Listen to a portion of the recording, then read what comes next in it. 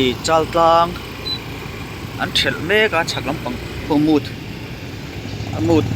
khunasa kangnasa tuna hian taidar nga so lampang pasala kang don ang khop mai này kang thel motoring thel me ka ni boin ni som ani a lai hi kan chan hi shia ta ni lo ba me chial bung vela ni mai thei an phụ me cái này tú là hay đây cha tang khám chọc pha đi tao mà buồn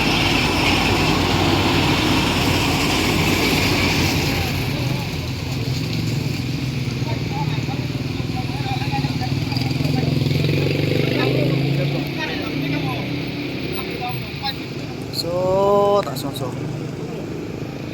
càng vừa thuốc chuột này đâu ạ mà sẽ là một thằng dễ là cú tao mà trăng tan tao mà bỏ đầu ống hạt thầy chuột này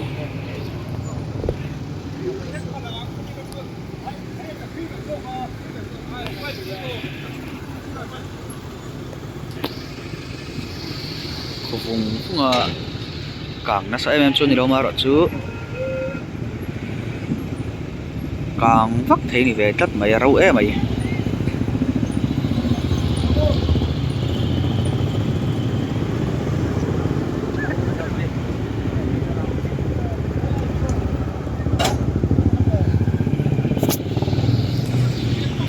cái này tự là liệp cái bao nhiêu này cô? Anh lọc lúa ở miền Trung, thế là mà cái cô lúa, anh lọc lúa ở trong.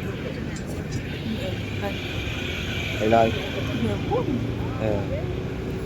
khu này về bột khu là ở đâu?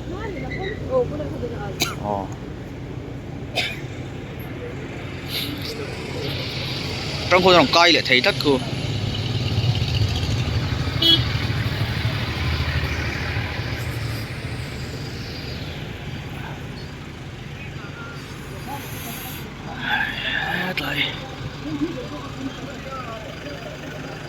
Khởi lai cả càng là khởi lai người ta khu là ông tất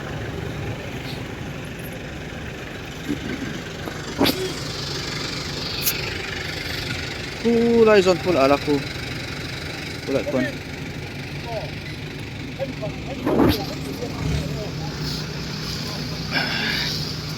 lại dar nga ni là đâu được cả chầu múc mấy thế so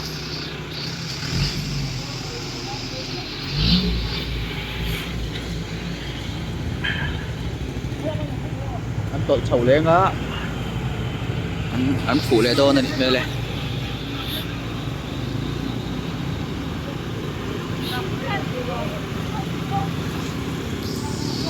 khu ở đâu phim của ai khóc mấy tin ta phim của ai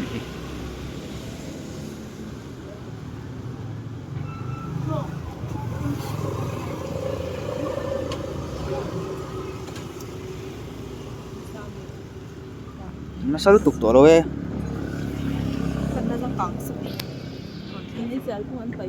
anh mấy thầy giờ cũng về là rau xia mò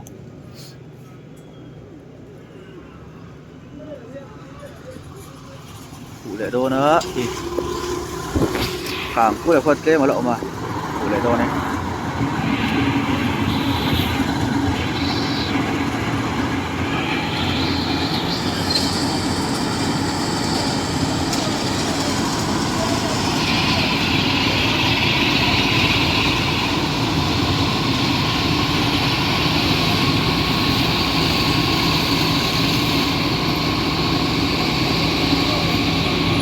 udah pun altik dengan rumah kulai tu kan dia ulai dia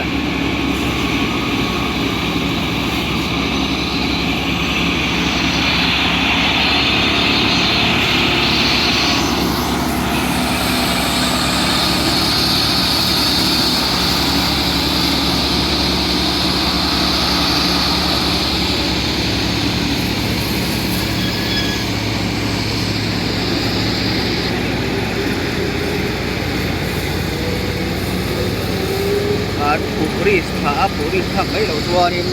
nó cảm cũng bay quân forest nó có cái phần xấu rồi cái các bạn dan man lai hi forest đi rồi đó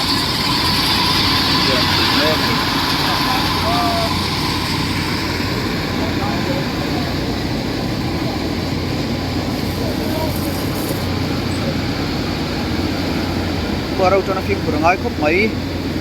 xiên bung tí về phải mấy đầu thì phim anh đi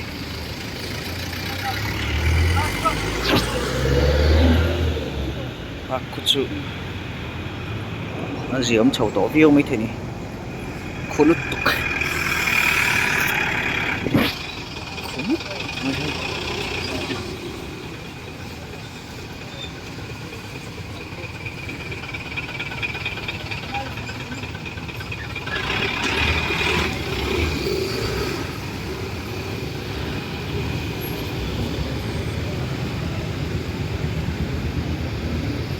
là một vùng mấy cái tấm bằng cổ là một nó sẽ lấy mấy tấm bằng chỗ cái khu này phụ là ở khu ở là ổn tất cần dùng xin là nghe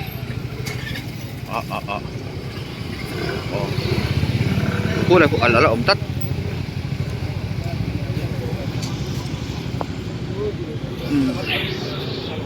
ở là ổn tất khu này quân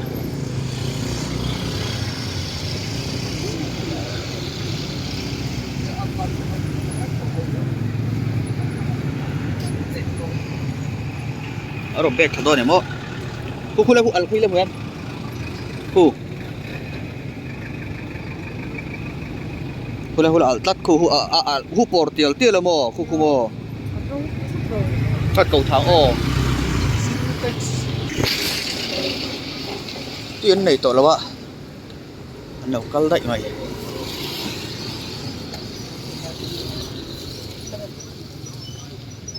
khởi lại tắc hay là al khale al kha run liền tiel lại ngala mo tuyến này tổ là vấn thì nó phải bồi thắc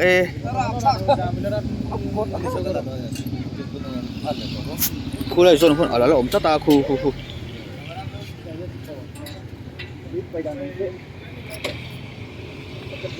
là một dễ lắm chứ mồ sẽ nóng to không mồ tôi nói tắc rồi chân sầu lên thì số đổ mỏng rèn khóc này là vĩnh với ngà lại zone là tắc hiền là cái chuột tổ đầu tổ ngay